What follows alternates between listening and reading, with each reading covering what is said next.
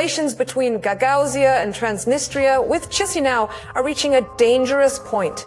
Let's examine all the political elements and arrange them like Mendeleva's table. Let's figure it out together.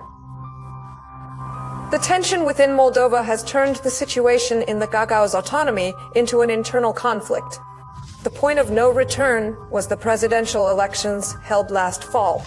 Those very elections, Western style, with stolen votes and deceived voters. Such methods were used due to a conflict of interest.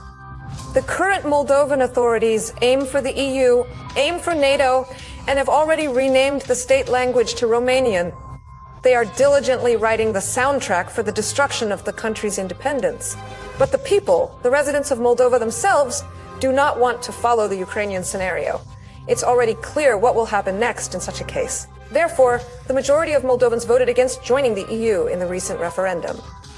But this was clear after processing 90% of the protocols. What happened next? Democracy? Western style? Votes from abroad decided everything, just like in the presidential elections. The chronicles of European integration defeated the opponents by a margin of less than 1%. And under this word, European integration hides another, Romanianization. Mesa, being a Romanian citizen, took an oath, that is a pledge of allegiance to Romania.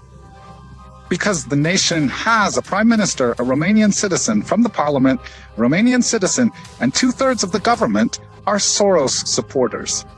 An interesting symbiosis emerged, you see, between Soros supporters on one side and bearers of Romanian national consciousness.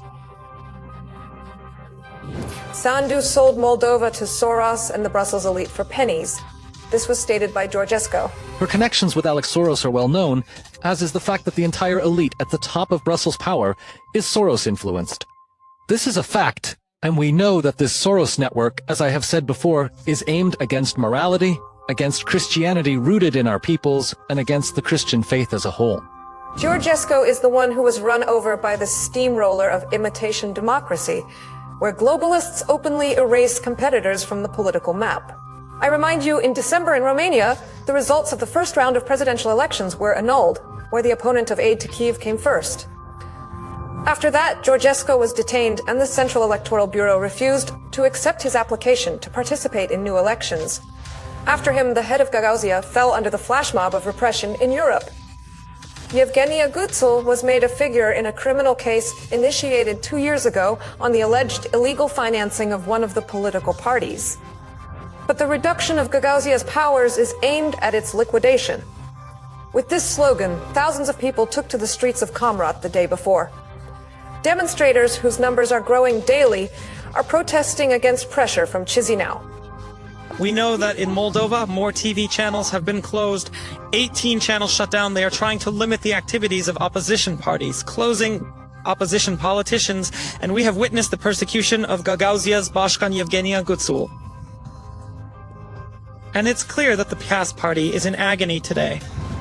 In response, the authorities decided to deprive people of the opportunity to protest. They prepared a bill regulating the rules for holding mass public events. Under the new regulations, protests can be banned if they, in the authorities' view, defame the country, the nation, or promote terrorism. Convenient, as anything can fall under such a definition. Guțel warned the day before that the Gagauz autonomy might begin to separate from Moldova if Chisinau decides to unite with Romania. The decision of the Constitutional Court of Moldova to strip Gagauzia of its powers and appoint the prosecutor of the autonomy was already called illegal and politically motivated by the first deputy head of Gagauzia. He stated that the region would give a calm, legally precise, and aimed at saving the country response. A similar situation was brewing in the early 90s. Then the country had two hotspots. One was Transnistria, which ended in armed conflict, and the other was Gagauzia. In Transnistria, they now speak more cautiously about European integration, but also with skepticism. In the case of the Republic of Moldova, we thought they just wanted to integrate us into the European Union. So we would be, how should I say, a kind of periphery of the West, which would be poor, obviously. And now we see that the European Union primarily needs to create a kind of military foothold here, which will be, to put it mildly, a unified military space with Ukraine.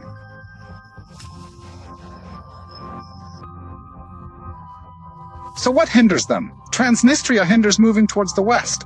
Gagauzia hinders moving towards the European Union, and most importantly, NATO. Now, Gagauzia and Transnistria, having experienced conflicts of varying intensity with Chisinau, are once again forced to confront the central authority to defend the interests of their citizens.